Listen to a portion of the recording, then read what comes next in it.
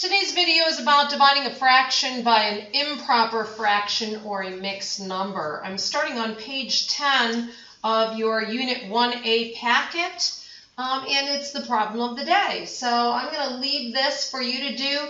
It does say use a calculator, but try not to. See if you can do this using your mental math skills. So go ahead and pause the video, fill out this page 10, and then we'll get started. So you've done page 10, and you can see that division is the same thing as multiplying by the multiplicative inverse.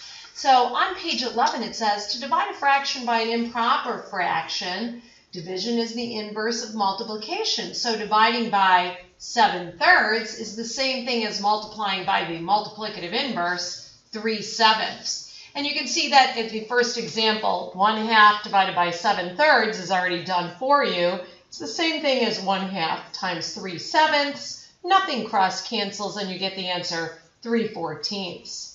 The answer is correct. Dividing 3/4 by 1/2, well, the first thing that you have to do is to rewrite 1/2 as the improper fraction 3/2. And then change the problem to 3/4 times 2/3, the multiplicative inverse. So here we can see, and they didn't show it, that the 3's will nicely cross cancel and the 2's will cross cancel. Now, if you're not a fan of cross canceling, you don't have to do that, but then you're going to have to reduce later on. So I do like to cross cancel and get to that answer more quickly. Either not cross canceling, you're going to multiply first and then divide, simplify, or simplifying first, cross canceling, and then multiplying. Either way, you can do it either way. So now number 25 here says divide 2 3/5 by 1 8/9. Well, they're both mixed numbers. You have to express those mixed numbers as improper fractions. So 2 3/5 is the same thing as 5, in case you've forgotten, times 2 plus 3. So 5 times 2 is 10 plus 3 is 13/5. Divided by, and I like to keep it as a division problem first to show the true changing the improper mixed number to the improper fraction. So 1 times 9 is 9 and 8 is 17, so we get 17/9. Then I go ahead and write it as the product of the multiplicative inverse.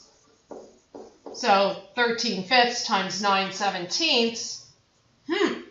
Nothing cross cancels here. Wow, so we got some big numbers here. We got 13 times 9, which is 27, 117, and 17 times 5, that's 85. So we do have to reduce that. It's an improper answer, and we get 1 and 32 85ths. Subtracting quickly in my head there. So 1 and 32 85ths, the answer there on page 11.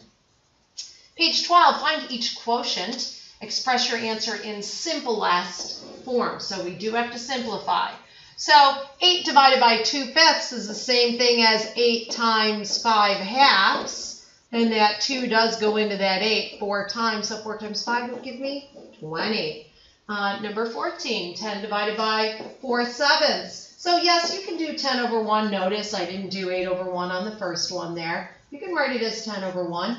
Times 7/4, and I always do try to look for cross canceling. Dividing by a 2 here, I'm going to get 35/2, or 35 over 2, which is the same thing as 17 and 1/2, because it does say to put your answer in simplest form.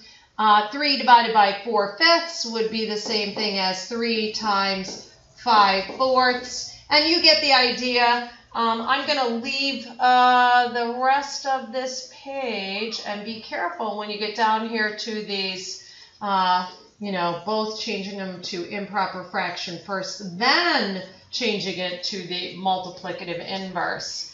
I'm going to leave the rest of this page for you to do on your own, and that's it for today's video. Make sure that you're changing your mixed numbers to improper fractions and getting your cross-canceling and getting your answer into simplest form.